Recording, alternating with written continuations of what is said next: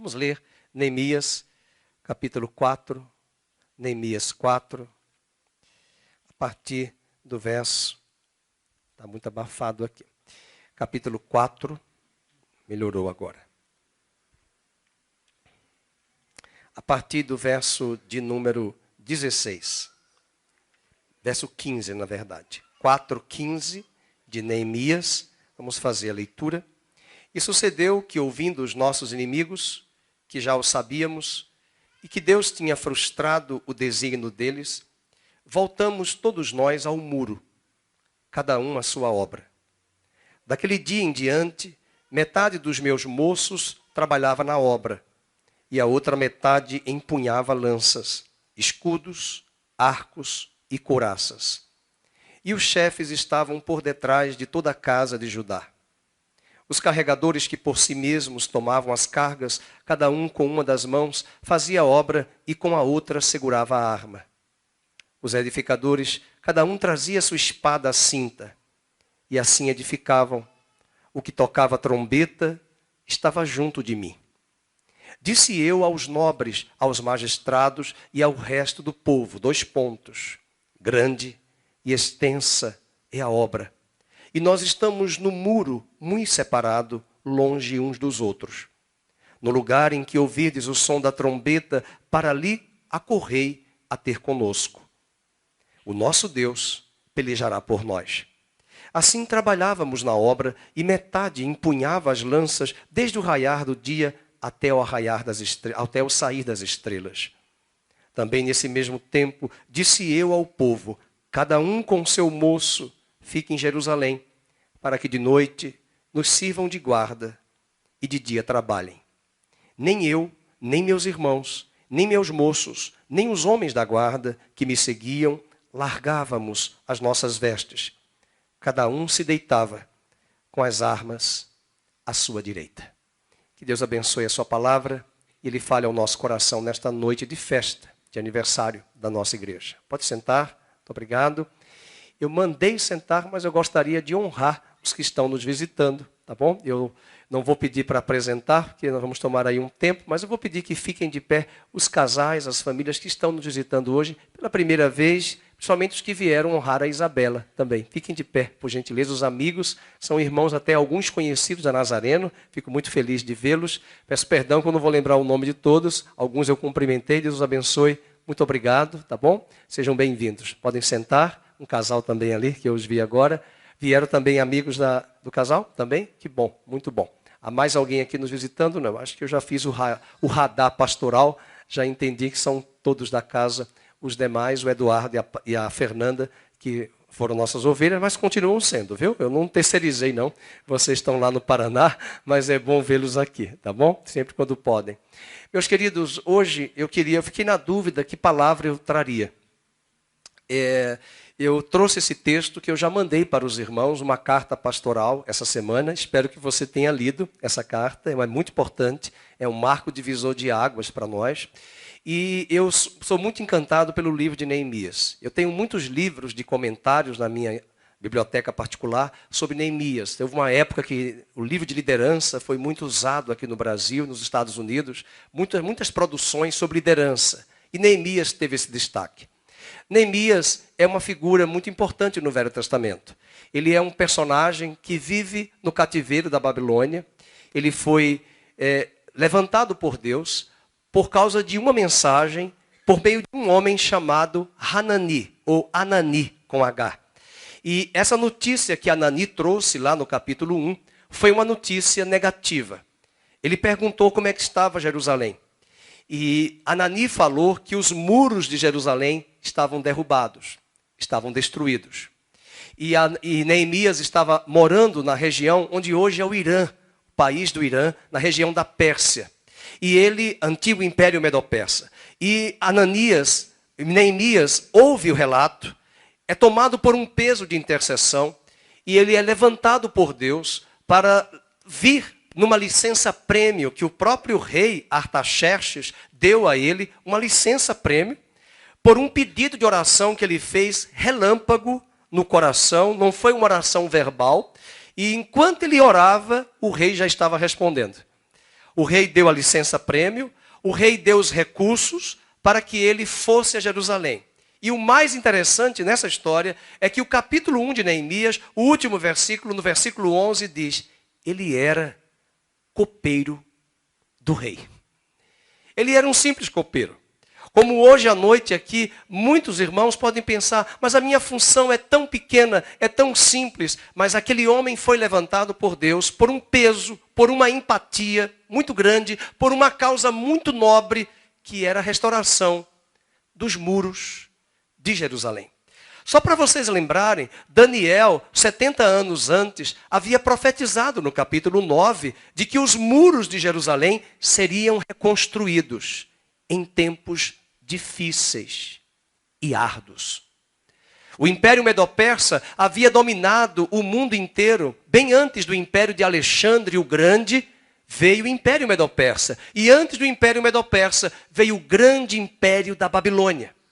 Isso nos mostra que os impérios passam, os imperadores passam, mas o grande imperador, Rei dos Reis, Senhor dos Senhores, é soberano, está no controle e governa todas as coisas, e ele move circunstâncias e corações como Neemias. Será que você sabe o significado de Neemias em hebraico? Deus consola. A palavra Neemias, o nome dele, substantivo próprio, significa consolador. Ele é uma figura do Espírito Santo.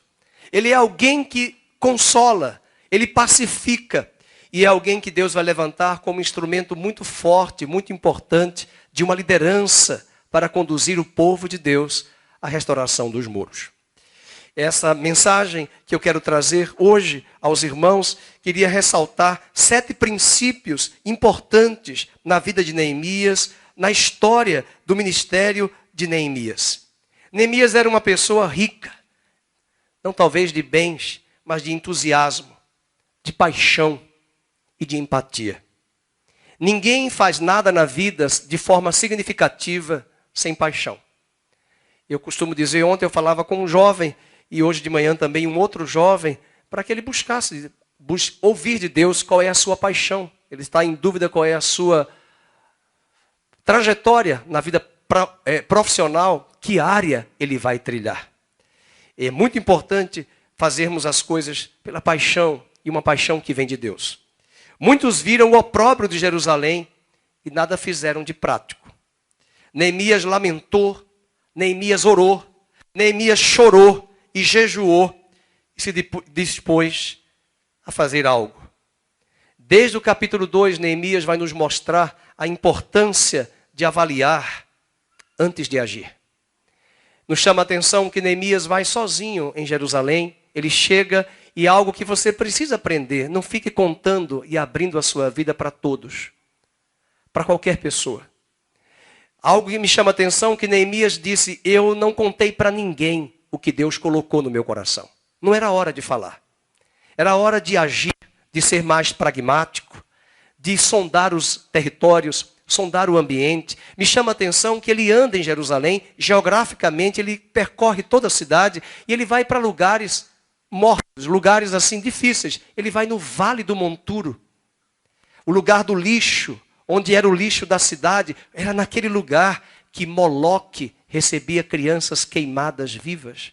Foi lá no Vale do Monturo, no Vale do Moloque, ali do Deus onde Moloque era adorado, que Manassés, um dos piores reis, queimou vivo os seus filhos a Moloque.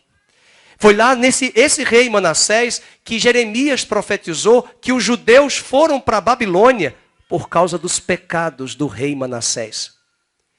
Neemias deveria lembrar de tudo isso e ele vai sondando o território. Ele vai caminhando aquela cidade de Jerusalém, avaliando os muros, avaliando a construção. Ele não era engenheiro, possivelmente, mas ele vai avaliar toda a infraestrutura necessária para a restauração dos muros.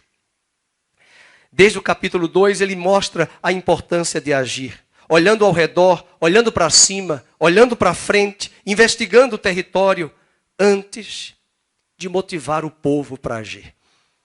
Neemias foi discreto, ele diagnosticou a natureza do problema que afligia a comunidade e ele reconheceu que precisava de cooperadores. E nesse aniversário da igreja, eu quero lembrar que nós, eu e você, somos chamados pelo apóstolo Paulo, na segunda carta aos Coríntios, de cooperadores de Cristo Jesus. Deus não vai fazer nada na terra sem a instrumentalidade humana. Meu pai, quando eu ia pregar para ele, antes da conversão dele, ele levou muitos anos para se converter, mas meu pai dizia assim, porque está escrito, faça a tua parte que eu farei a minha. Eu falei para ele, mas eu nunca vi isso na Bíblia. Mas Paulo, nas entrelinhas, diz que nós somos cooperadores. Aquilo que compete ao homem fazer, Deus não vai fazer. Deus pede e espera que façamos. A disposição de Neemias de tomar iniciativa, de tomar um peso de empatia por Jerusalém. Eu gostei da palavra que foi dada à irmã Sandra, mãe da Laís, que ela foi chamada de empatia. E ela tem essa empatia pela intercessão. Neemias teve essa empatia. Não adianta fazermos a obra de Deus se nós não temos empatia. Eu vim da área de saúde. Empatia é uma palavra muito interessante, empatos, que quer dizer dentro da doença, dentro da dor. Não adianta ser simpático. É estar do lado de fora do patos. Mas eu preciso estar em patos, em meio à dor, se identificando com aquela dor. Irmãos, ele não está pensando em um problema pessoal. Ele não queria casar. Ele não estava pensando em vitória pessoal. Ele não estava pensando como muitos estão pensando hoje nas igrejas. Uma vitória, um culto triunfalista. Ele tinha um peso por Jerusalém.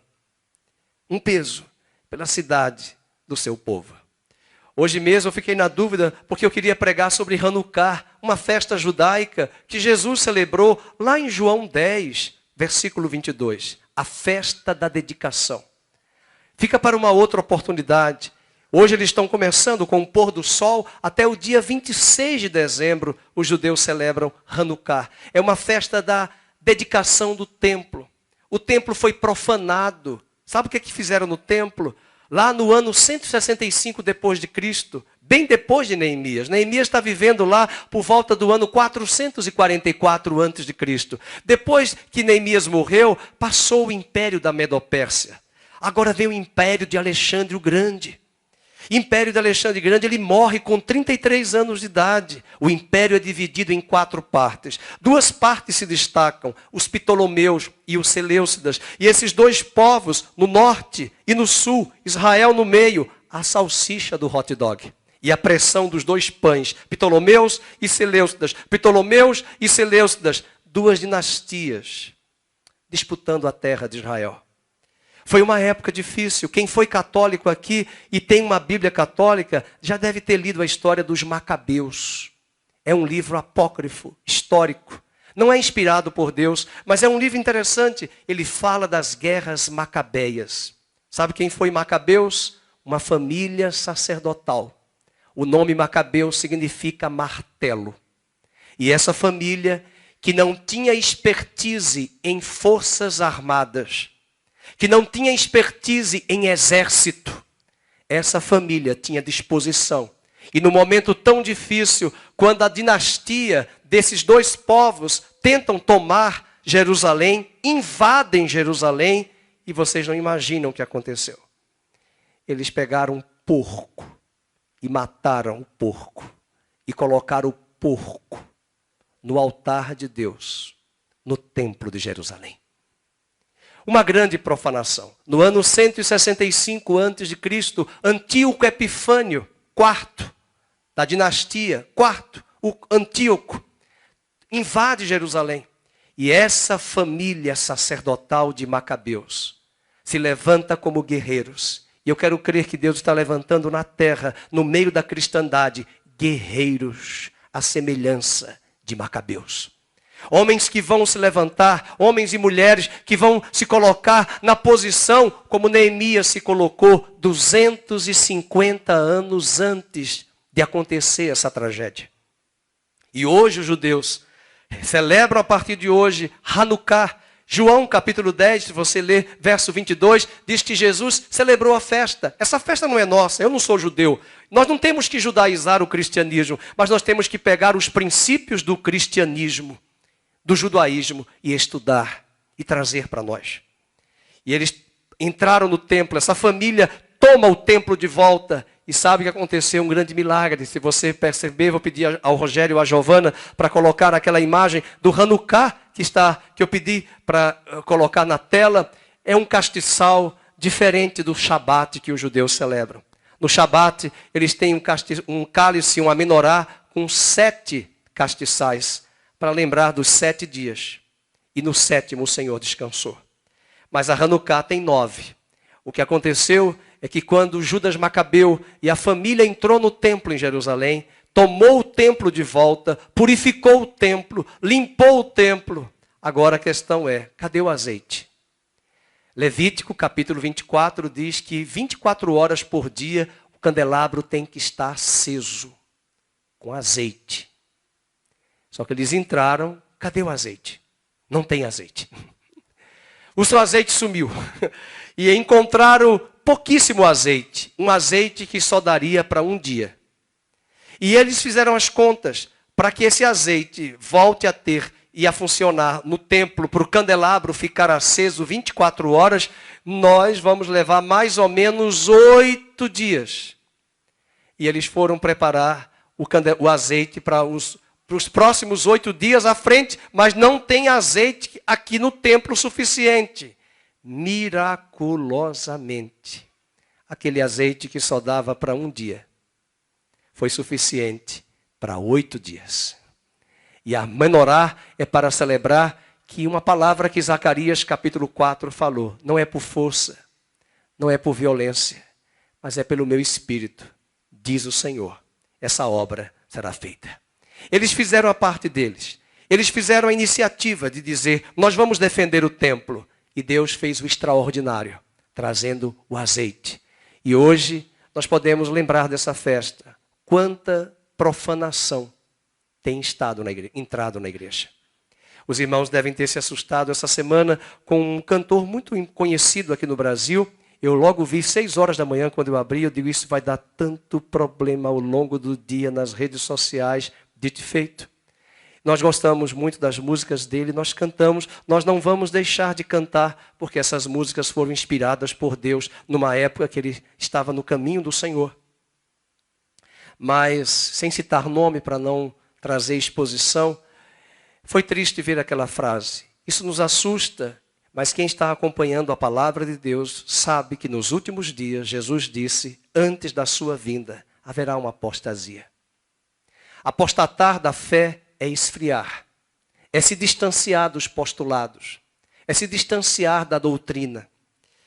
E tantas bobagens que foram faladas em torno de um hino tão clássico, dizendo que alvo mais que a neve é de cunho racista.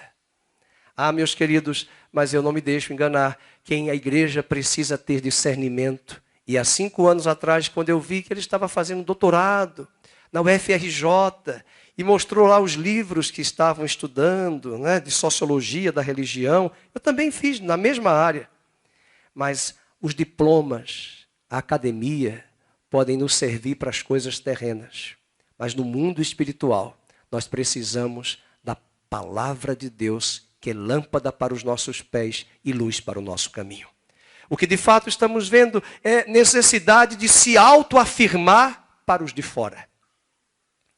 Para ser aceito. Isso se chama na história da igreja secularização. A igreja se secularizando. A igreja se tornando semelhante ao sistema deste século. Portanto, fica aí a dica de Hanukkah. Apague essa imagem. Vamos voltar para Neemias e vamos falar sobre 7 princípios importantes na história de Neemias, nesse muro, nesta restauração dos muros. Você já deve ter assistido Crônicas de Nárnia, Senhor dos Anéis e filmes épicos. Todas as histórias dessas passagens, desses filmes, têm muros. Eu estou assistindo agora um seriado na Amazon Prime, que é a continuação das histórias de Tolkien. Né? Eu não lembro agora o nome, não é Senhor dos Anéis, mas é sobre os anéis. Mas alguns fizeram a crítica, mas é interessante. É lindo de ver as cidades daquela época, da Idade Média, cercada de muros. Sem muros, as raposas vão entrar. Sem muros, os inimigos vão invadir a cidade. Sem muros, as bestas feras vão invadir. E a cidade não poderia existir sem os muros ao redor.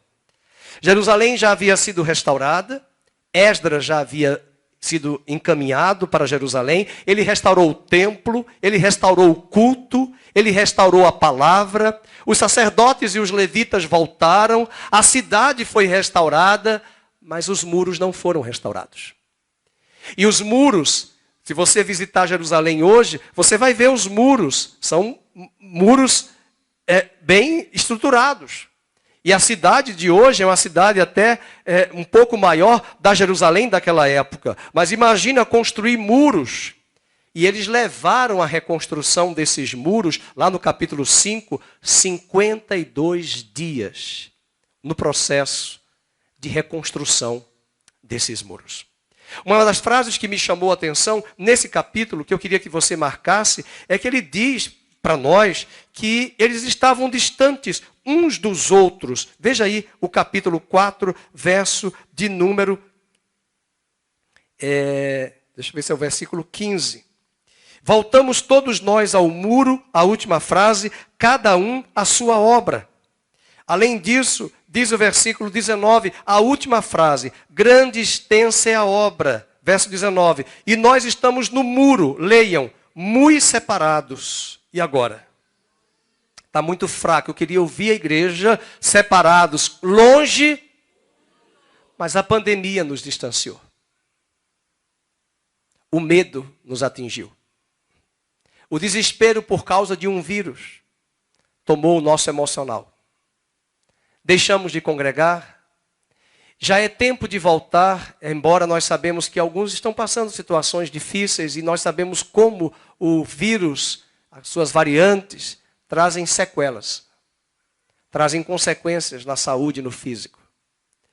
Mas ao mesmo tempo, a vida continua, a igreja continua. O muro estava em processo de construção, mas o que me chama a atenção, eles estavam separados. Nós estamos com uma urgência muito grande na igreja contemporânea. Nós precisamos congregar mais, ter mais comunhão com os santos, ter mais alianças entre irmãos e entre Cristo. Porque são essas estruturas que vão fortalecer a igreja para os dias difíceis que estamos vivendo. A primeira lição que aprendemos, o primeiro princípio, volte à obra de Deus e faça a sua parte. Vamos para o versículo 15. Sucedeu que, ouvindo os nossos inimigos, que já sabíamos, e que Deus tinha frustrado o desígnio deles, leiam todos, voltamos, todos nós, ao muro para onde? Cada um a sua obra. Deus vai frustrar os propósitos do inimigo, mas nós precisamos voltar a fazer a sua obra, porque o seu trabalho, esse trabalho é nosso. Os anjos não poderão fazer, os anjos não vão evangelizar, mas a igreja evangeliza. Nenhum de nós pode ficar no lugar de comodidade, irmãos. Volte ao muro, volte à obra, volte a envolver-se com a obra de Deus. E por favor, não se intimide com as bravatas do adversário. Não se intimide com as ameaças do inimigo. Você está envolvido num projeto de consequências eternas. Você é um guerreiro de Deus, é um cooperador de Deus, é um soldado do Deus Altíssimo. Volte para a obra do muro. Onde é que você está hoje à noite? Em que posição espiritual você está? Se você sair do muro, vai dar problemas. Aqui você vai ver que eles estavam com uma mão segurando a ferramenta de trabalho, com a outra mão a arma. E nós estamos precisando nesses últimos dias, por favor, quem está me acompanhando no YouTube, e o YouTube, por favor, me respeite, nós não estamos falando de arma física. Estamos falando de uma arma espiritual, é uma arma de defesa, e estamos numa guerra continuamente. Ou será que você não entendeu que nós estamos numa guerra ainda? Uma guerra de narrativas, uma guerra de batalhas. Eu fico impressionado, eu sou assinante de um streaming, que eu já falei aqui, e recomendo a igreja fazer assinatura, porque nós temos Netflix, Disney, Amazon Prime. Eu só tenho a Amazon, eu não tenho mais net, porque eu não tenho nem tempo de assistir. Eu só assisti da Amazon porque eu tenho assinatura para comprar os livros que eu compro sempre com eles. mas eu tenho visto algo que Deus tem levantado no Brasil de pessoas que são conservadoras. Alguns deles são cristãos, mas a maioria não, mas são conservadores. Brasil paralelo. Invista. Para de ver tanta bobagem, tanta porcaria, tanta produção enlatada. Pega uma assinatura, é X valor, não vou falar aqui de valores, eu não ganho nada para isso, mas, queridos, eu fico surpreso. Porque verdades que eram para a igreja falar, quem está falando é o Brasil paralelo. E tem muita coisa, tem muitos cursos de formação, tem muito investimento ali. É um streaming, até livros, filmes, para você saber escolher. Porque esses enlatados de outros streamings você assiste e você não percebe o conteúdo subliminar que vai destroçar as famílias e a sociedade. Portanto, invista na sua vida. Pare de ficar tantas horas assistindo YouTube na internet, vendo coisas que são fúteis, podendo entrar. Hoje mesmo eu estou aqui, eu falei para a Rose e do Roberto, quero chegar em casa e assistir o Natal deles. Porque todos os anos eles preparam. Para quem é assinante, e eu recomendo os irmãos, invistam, queridos, nós temos que correr, nós temos que investir e absorver essas verdades, porque os dias estão difíceis e maus cada vez mais, e nós precisamos ter discernimento. E o discernimento não vem por osmose, o discernimento não vem por óleo de pastor, pode ser o óleo de Israel, não vem o discernimento vem pelos joelhos dobrados, pelo conhecimento das Escrituras e por uma cosmovisão ampla. Mas a minha cosmovisão não vai ser ampliada se eu ficar frente a frente a instrumentos do diabo que são usados para formatar crianças, jovens e adolescentes. E até anciãos. Que bom que a Copa passou. Que bom que a Argentina ganhou. Não tenho nada contra. Mas eu quero lembrar aos irmãos. As coisas estão acontecendo rapidamente. A geração está mudando. Os valores estão mudando. E tem muita gente boa falando, escrevendo, que não é cristã, que não é cristão. E Deus está usando pessoas, mas Deus vai levantar uma igreja madura, forte nos últimos dias, porque Daniel profetizou, o povo que teme ao Senhor será forte e fará proezas nos últimos dias. Então volte para o muro. Eu não gosto que ninguém repita para o seu irmão, mas eu vou dizer aqui para mim mesmo, volte para o muro. Eu vou voltar para o muro. Eu vou voltar para a minha posição. Segundo princípio que aprendemos aqui, mantenha as mãos ocupadas e os olhos abertos. É mão ocupada e olho aberto. Como diziam os antigos, é um olho no padre e um olho na missa. É um olho no peixe e um olho no gato. Eu já vi gato roubando peixe. Tem que olhar os dois. É rápido, é de flash.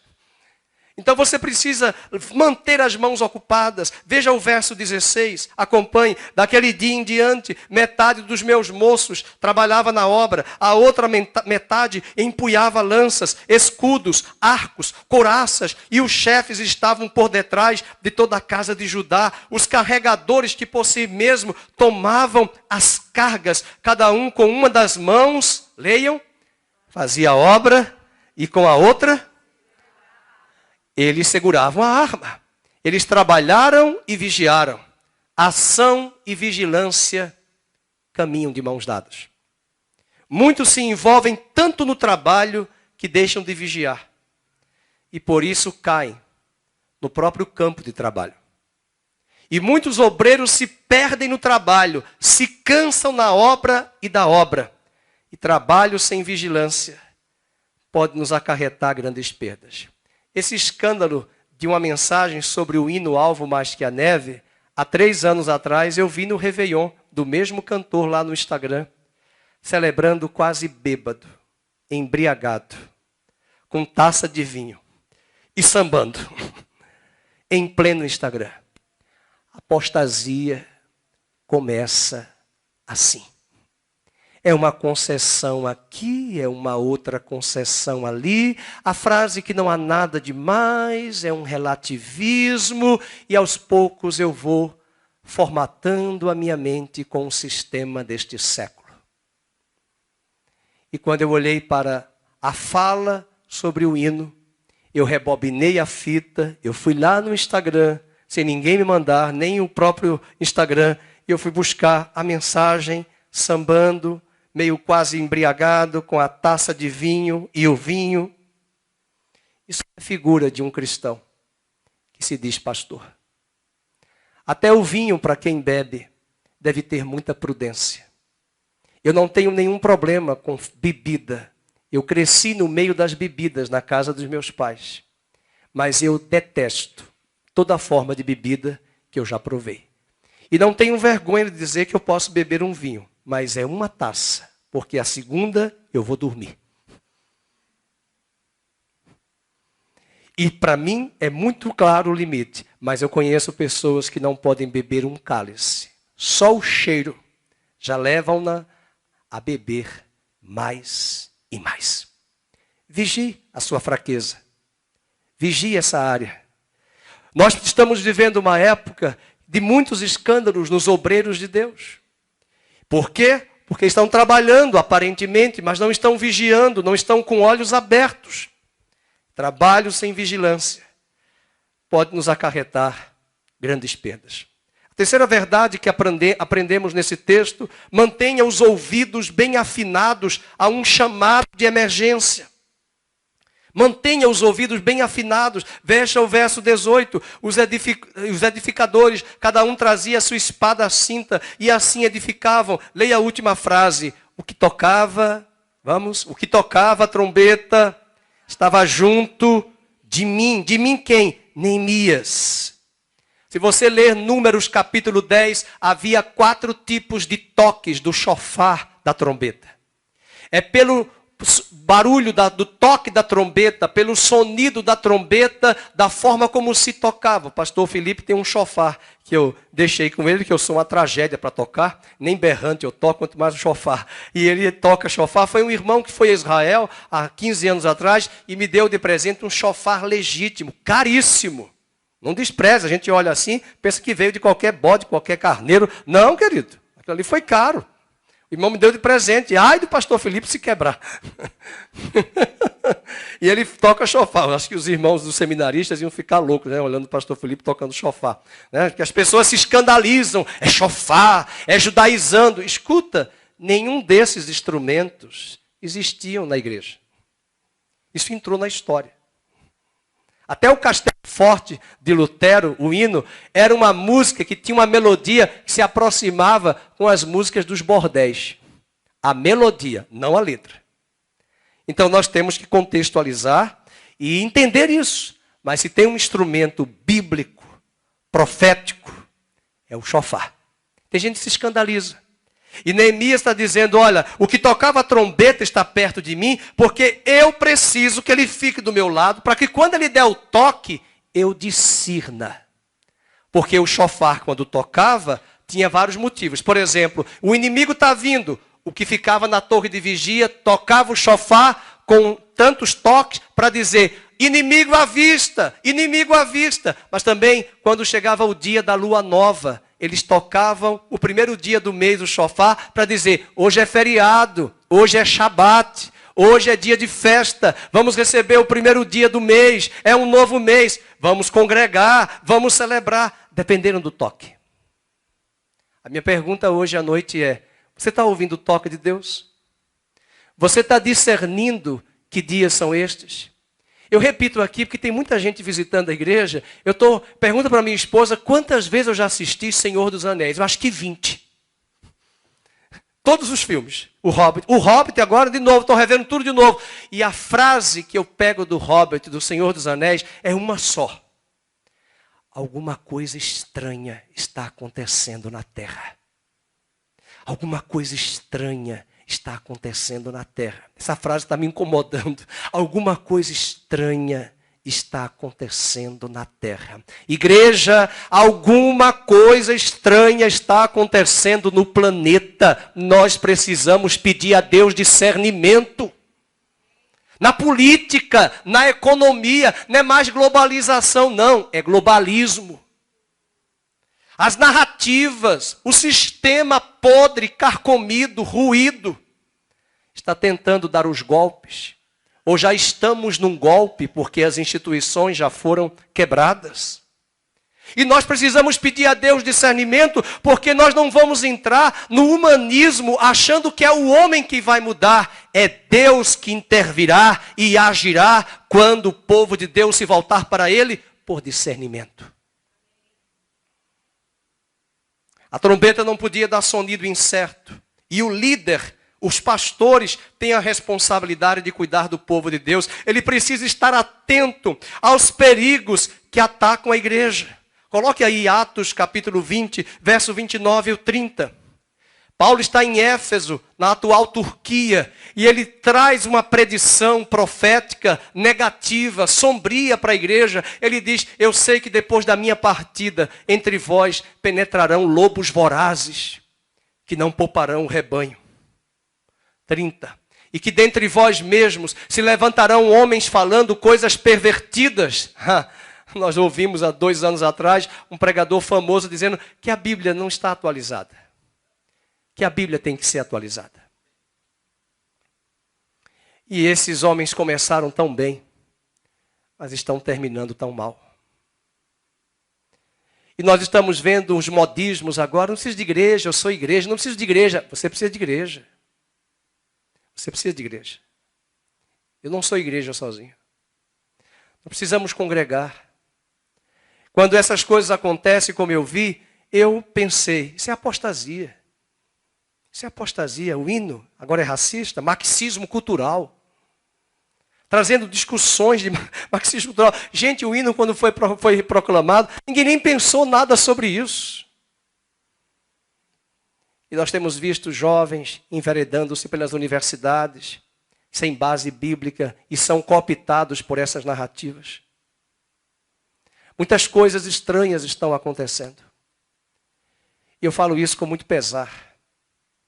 Eu sou alguém que eu procuro ler de tudo, de ver tudo que está acontecendo, e me entristece de ver quanto engano, quanta narrativa que não procede, que não passa pelo filtro da palavra de Deus. E muitos estão sendo arrastados e levados. Afine os seus ouvidos à voz do alerta, para que quando ele soar, você prontamente esteja no seu ponto de combate e no seu posto de combate. A quarta lição que aprendemos nesse texto: fiquem perto uns dos outros. Isso é muito importante. Nós sentimos a falta de vários irmãos. Particularmente como pastor, hoje alguém até achou que eu estivesse passando mal, porque eu choro muito. Mas eu choro porque eu sou saudosista. Eu gosto das ovelhas. Eu lembro das ovelhas.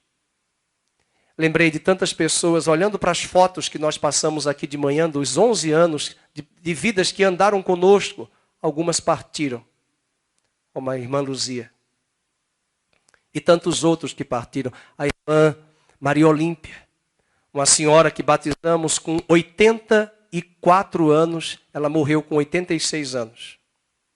Que mulher, faminta de Deus, sedenta de Deus.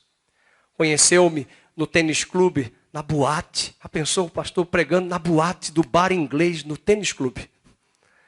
E lá que eu já estou há quase 14 anos, ela frequentou a boate. E ela começou a conhecer o pastor Fernando e veio aqui para a igreja, se membrou, se batizou. Irmãos, ela tinha uma visão ampla. Com 84 anos, ela estava viajando pela Bandeirantes. Lembro que ela chegou aqui uma vez nesse carro, no carro dela, um Honda Fit, e nenhuma das irmãs conseguiu estacionar no espaço entre um carro e outro, e o Wesley estava ali, olhou, e irmãos, ela fez assim, entrou. E uma irmã já tinha colocado, já não deu ré, pô para frente, vamos tá. E essa mulher chegou com 84 anos. Versátil, falava inglês, tinha, sabia de artes, de história, literatura russa. Não é para qualquer um, não. Mulher culta, erudita, mas chorava às quartas-feiras aqui, conhecendo as histórias de Neemias, de Esdras, de Hebreus. Eu dei um estudo de Hebreus na intercessão, terminava a reunião, ela vinha chorando. E eu pensava com os meus botões, eu acho que Deus está preparando essa mulher para a eternidade. Ela disse para mim, pastor, eu perdi tanto tempo. Eu estou com 84 anos. Eu perdi tanto tempo, pastor. Ela trazia abacates para mim. O pé dela tem um abacateiro na casa dela. Mas quantas saudades a irmã Maria Olímpia. Quantas vezes terminava o culto na quarta, ela vinha chorando. Pastor, como é que o senhor sabe essas profundidades de Hebreus? E ela entendia o livro de Levítico, o livro de Deuteronômio. Ela leu uma única vez, ela pegava rapidamente a exegese dela, ia nas profundidades profundas. Como é que a irmã já sabe tudo isso? Ela entendia o Velho Testamento. Ela entendeu a aula do Santo dos Santos. Ela chegou aqui, pastor, o que é o véu foi rasgado? Eu dei a aula. Ela já entendeu, ela já captou. E ela pegou a carta de Hebreus, rapidamente ela assimilou. Quando ela faleceu, a ficha caiu. Deus falou ao meu coração, viu a sede que ela tinha, ela já entrou na eternidade. Acho que ela já foi lá conversar direto com o autor de Hebreus, que eu não sei quem foi. Foi conversar com Paulo. As perguntas dela não era para qualquer um, mas era alguém sedenta. E o grande perigo é que nós estamos vendo pessoas chegando à igreja e muita gente que tem 40, 50 anos está no analfabetismo funcional. E tem muita gente chegando e passando à frente. Porque está discernindo a trombeta, está discernindo o som, está entendendo que as coisas estão muito ágeis. Essa mulher morreu com 86 anos, mas parecia que ela tinha 16. E ela não era analfabeta, uma mulher culta, estudada, viajada. Mas o evangelho chegou e abriu a mente dela e mudou a vida dela. E nós precisamos ser ágeis, correr, entender o conhecimento, buscar o conhecimento, não é buscar o diploma, não adianta ter diploma. Eu conheço gente que tem doutorado em química e preso na maconha e na cocaína, aqui na universidade, que eu não vou citar o nome para não ser preso. Doutorado em química, PhD, e viciado em crack e maconha. Isso mostra que a teoria nem sempre anda em consonância com a prática. Eu posso ser PhD em uma área e ser um desastre em outras áreas da minha vida. Mas a graça de Deus nos habilita, nos transforma e nos restaura. Vamos ficar perto uns dos outros. Veja o verso 19. Disse eu aos nobres, aos magistrados e ao resto do povo. Vamos ler todos juntos. Grande e extensa é a obra e nós estamos no muro, muito separados, longe uns dos outros. Nada pode ser mais perigoso para a igreja do que a falta de união ou a proximidade dos irmãos. Eclesiastes diz que um cordão de 3 dobras não se quebra com facilidade. Gente precisa de Deus, mas gente precisa de gente. Nós precisamos trabalhar unidos e nós não estamos aqui competindo uns com os outros, nós não somos rivais, nós somos parceiros, membros e cooperadores. Somos ovelhas do mesmo pasto, ramos da mesma videira e cá entre nós não deve haver milindres, irmãos. Não deve haver ciúmes no meio do povo de Deus. Não deve existir esse complexo de inferioridade, nem de superioridade entre os membros. Nós estamos engajados na mesma obra, lutando pela mesma causa. E por isso nós devemos estar unidos. A quinta lição, trabalhe na medida das suas forças. Veja o verso 21. Assim trabalhávamos na obra e metade empunhava as lanças desde o raiar do dia até o sair das estrelas. Cadê a Andréia? Está lá em cima, ela não para. Vou amarrá-la um dia na cadeira porque ela está mais de Marta do que Maria. Eu brinquei, vou falar isso para ela. Eu falo, você trabalha demais, já falei ontem para ela. Fica aqui que agora eu quero Maria, eu não quero Marta. Ela também tem que ouvir. Ela também tem que ser ministrada. Os construtores trabalharam desde o raiar do dia até o sair das estrelas. Deus nos chama para o serviço. Os preguiçosos nunca se envolvem. Ou ainda os preguiçosos, de forma tão cedo, desistem do trabalho. O trabalho de Deus vai exigir dedicação, esforço, suor e constância. Sabe uma das palavras que as empresas multinacionais e quem trabalha em empresas como colaboradores, eu não gosto muito dessa palavra colaboradores porque eu me incomodo. Depois que é demitido, como é que vai ser chamado, Bruno? Descolaboradores. Agora está na moda 10. Né? 10. Um jornalista brincou essa semana que era antes despiora, agora vai ser desmelhora. Se alguém subir a rampa, vai ser desmelhora. Então veja que nós ficamos a discutir sobre essas questões, mas nós precisamos estar juntos. O chamado de Deus não é para o ócio, mas é para o trabalho. E se nós quisermos ver a reconstrução da família, da sociedade, da igreja, nós precisamos trabalhar enquanto é dia, na medida das nossas forças. Eu queria lembrá-los que nós estamos perto do Natal. E o que está me chamando a atenção são os extremos que Deus está fazendo na terra. Havia um casal bem avançado em idade. Quem é ele? Os pais de João Batista, Zacarias e Isabel. Eles estavam no templo trabalhando. Eram avançados em idade. E tem muita gente nova que não se despertou ainda. E tem gente idosa que eu quero crer que Salmo 92 vai ser cumprido na vida destes idosos. Eu não sei qual é a melhor palavra, idoso, ancião, velho, você escolhe. Né? Mas seja um cristão. E esses idosos, Zacarias e Isabel, a Bíblia diz que eles estavam servindo ao Deus no templo. E foi Zacarias que viu o anjo Gabriel falando para ele que sua esposa daria à luz um filho chamado João Batista, que prepararia o caminho do Senhor. Foi Simeão e Ana que viram que aquele bebê, que era tão comum no templo, várias crianças consagradas, foi Simeão, já avançado em dias, que reconheceu que não era mais uma criança qualquer. Era o Salvador. Era o Rei dos Reis. E Simeão disse, agora despede o teu servo em paz, que os meus olhos viram a tua salvação. Era um velho, ou idoso, ou ancião. It is up to you, você escolhe. Eu não sei o termo que você... Tem gente que não gosta, chama de idoso. Eu já fiz muito mico, chamei a pessoa de idoso. Eu não sou idoso, eu sou anciã. Eu não sou anciã, eu sou velho. Seja o que for. Também vou chegar lá. E eu não gosto... Velho para mim não é a palavra correta, mas ancião é chique. Idoso também é bom. Como é que eu chamo? Cãs, cabelos brancos.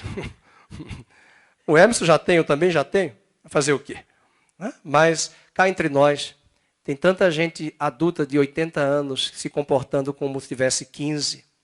E tem tantos jovens de 18, 20, com a maturidade de 90 anos. Que Deus levante pessoas sábias. E que você trabalhe na medida da sua força. Volte para o muro. Fique no muro. O sexto princípio, penúltimo. Confie em Deus, mas seja cauteloso. Verso 22 e 23, também nesse mesmo tempo disse eu ao povo, cada um com o seu moço fique em Jerusalém, para que de noite nos sirvam de guarda e de dia trabalhe. Nem eu, nem meus irmãos, nem meus moços, nem os homens da guarda que me seguiam, largávamos as nossas vestes. Cada um se deitava com as armas à sua direita. Neemias ordena ao povo para não sair de Jerusalém. Confiança em Deus não anula prudência. Fé não é presunção. É por essa razão que nós fazemos seguro do carro, seguro da residência, nós colocamos trancas em nossas casas e evitamos lugares perigosos à noite. E é preciso todos os dias na vida espiritual ter um senso constante de combate. Por quê? Porque esta guerra não tem trégua. E há muitos obreiros que estão ficando desqualificados, porque subestimaram a necessidade da prudência. Uma das tragédias foi a vida de Sansão. Não adianta ser bonito, por fora bela viola, e por dentro um bom bolorento. Um homem que não podia ver uma mulher. Um homem que foi destruído pela sua própria sedução. Um homem que tinha fraqueza, o sexo oposto. E quando você lê o livro de Juízes, tenha cuidado, ele era nazireu, ele não podia brincar com as uvas. Sabe o que ele fez? Parece moleque. Meu pai fez até pior. Pegou o irmão, meu tio, que já morreu. Os dois foram para a feira, com 9 anos de idade. Meu pai era farmacêutico. Sabe o que eles fizeram? A feira era numa descida, uma ladeira. No Nordeste a gente chama ladeira. Aqui é muito difícil falar ladeira. Então, as bancas ficavam ali. Os dois subiram e foram por trás dos comerciantes das barracas, jogando como é que chama? As laranjas que estavam nos cestos, foram empurrando. Daqui a pouco, todas as laranjas descendo. Um do lado direito, outro do lado esquerdo, jogando as laranjas. Até que alguém foi denunciar o meu avô. E meu avô veio com um cinturão e bateu no meu pai e no meu tio. Eu nunca pensei, fiquei vendo a cena, jogando. E o pior que outra feira, eles fizeram pior. Lá no Nordeste vendia muito caranguejo amarrado vivo nas cordas, chama corda de caranguejo. Quando você vê alguém atravessando na Paulista, aquelas famílias assim, 10 pessoas amarradas assim na mão para atravessar, no Nordeste a gente chama, uma corda de caranguejo. E aí eles soltaram os caranguejos na feira.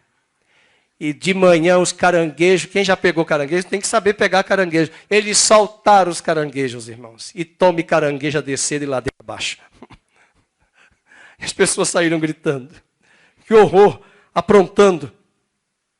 Isso nos fala que nós temos que ter prudência. Cuidado com as brincadeiras.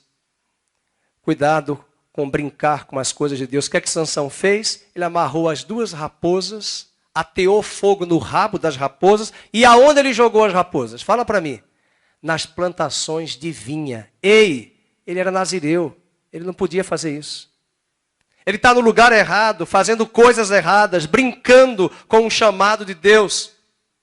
Tem muita gente perdendo a unção, perdendo o brilho do ministério, porque está brincando com as coisas de Deus. A 7ª lição, empunhe as armas de combate, mas não se esqueça que a vitória vem de Deus. É Deus quem frustra os desígnios do inimigo. É Ele quem adestra os nossos passos para a batalha. E é Ele quem desbarata os nossos inimigos. Gosto muito da frase que Neemias fala nesse capítulo. Lembrai-vos do Senhor. Veja o versículo 20. O nosso Deus, vamos ler, pelejará por nós. Vamos dizer isso? O nosso Deus pelejará por nós. Se você voltar um pouquinho, no capítulo 4, versículo 7, ele vai falar de Sambalat, ele vai falar de Tobias. Versículo 8 diz que eles trouxeram confusão no meio do povo que estava ali. E o versículo 9 diz, porém nós oramos ao nosso Deus e como proteção pusemos guarda contra eles de dia e de noite. E Neemias vai dizer, lembrai-vos do Senhor e pelejai. As nossas tristezas nesse cenário está na ausência de muitos membros do corpo de Cristo, quando não discernem que épocas tão promissoras são essas e desafiadoras ao mesmo tempo. Eu queria encontrar os guerreiros que estão agora no quartel-general dos exércitos do Brasil, que eu admiro, aprovo, mas eu queria encontrar essa mesma diligência para as vigílias, para o culto, para a oração e para a intercessão. Essa mesma vigilância que muitos, até jornalistas, estão assustados de contemplarem meses, quase 2 meses, nos quartéis, esperando uma resposta. Não quero desanimar, mas a esperança também vem do Senhor acima de tudo. Mas por que não colocar a mesma diligência para as coisas terrenas, também para as coisas espirituais? Vida cristã não é nada automática, não vem por um botão, não vem por uma osmose, nem a imposição de mãos de um pastor na cabeça de quem quer que seja. Vida cristã é para soldados ousados e valentes, como os macabeus. É preciso estudar a palavra, orar, congregar, frequentar. E eu quero desafiar você no aniversário da igreja, que é hora da igreja assumir sua posição nesse cenário que requer que todos estejam no muro, empenhando a sua ferramenta de trabalho, que são os dons, os serviços, mas também a sua arma de defesa, oração, adoração, sã doutrina e a fé. Finalizo dizendo que Deus Todo-Poderoso nos ajude e que nesses 11 anos de celebração nós possamos delimitar esse tempo com essa promessa de Neemias 4. Não deixemos de congregar. O muro precisa ser restaurado. E o grito de Neemias é: estamos distantes uns dos outros. É quando nós estamos próximos que Deus nos dá muito discernimento. Estamos mais unidos que Deus nos dá uma palavra de sabedoria para o nosso irmão e para a nossa irmã. Quero deixar Neemias e quero crer que essa palavra de Neemias que eu mandei para você na nossa lista da live, você saia daqui encorajado, determinado a não abrir mão da sua posição. A trombeta está tocando. O sonido precisa ser discernido. Coisas estranhas estão acontecendo, mas coisas tremendas estão acontecendo também de Deus e vão acontecer neste lugar. Vamos encerrar este culto cantando o que nós cantamos de manhã. Grandes coisas estão por vir. Grandes coisas vão acontecer. E quando você disser, neste lugar, coloque a mão no coração. Porque Deus não vai fazer nada de tremendo sem antes começar no meu coração, na sua vida pessoal. Deus não está preso a prédios. E eu convido o Ministério de Louvor para chegar. Nós vamos orar. E eu quero agradecer a Deus. Os pastores agradecem. E quero lembrar que domingo que vem, sábado, na verdade, nós teremos o culto de Natal. Não é Papai Noel, não é panetone, não é presunto, queijo e tantas coisas boas que nós colocamos na cesta e na ceia. Nós teremos um culto muito especial às 19 horas no sábado, dia 24. Nós não teremos culto domingo de manhã, porque muita gente vai estar com a família, vocês estão vendo aí o horário. E nós teremos às 19 horas o nosso culto. O coral vai se apresentar. E nós não teremos escola bíblica no domingo de manhã, dia 25. O culto será só à noite, no próximo domingo, às 18h30. Então não teremos culto de manhã. A mesma coisa vai acontecer no dia 31, no sábado, às 21h30. Você está convidado para participar conosco, dar testemunhos do que Deus fez. E nós teremos após o culto do dia 31, à meia-noite, quando terminar, recebendo o novo ano. A André e a Renata estão pegando os nomes das pessoas que vão participar da ceia aqui na igreja, se você não tiver para onde ir. Aí você tem um contato e você pode dar o seu nome se você quiser participar do jantar de confraternização à meia-noite, quando nós terminarmos o culto no dia 31 para o dia 1º. E concomitante, também no dia 1º, nós não teremos culto de manhã, nós teremos o culto à noite, às 18h30, aqui na igreja, uma vez que a maioria vai estar com seus familiares nesse momento de festa. Tá bom? Muito obrigado, fico feliz e feliz aniversário à igreja e que o Senhor nos ajude e que Ele peleje por nós e que não saiamos do nosso muro. Vamos ficar de pé, vamos orar, vamos agradecer ao Senhor. Pai querido, nós queremos te render graças por esta noite e eu quero te render graças pela tua bondade, a tua fidelidade. Entregamos esta palavra de Neemias. Que o Senhor nos ajude, nos fortaleça e nos sustente para que não venhamos a sair do nosso muro, da nossa posição. Precisamos da tua graça para discernirmos a trombeta, o som, o sonido que o Senhor está trazendo. Que o Senhor fortaleça esse rebanho, que o Senhor peleje por nós, peleje pelo Brasil, peleje pela sociedade brasileira. Livra-nos de todo o mal, dá-nos sabedoria, dá-nos discernimento. Que o Senhor fortaleça o teu povo, no nome de Jesus.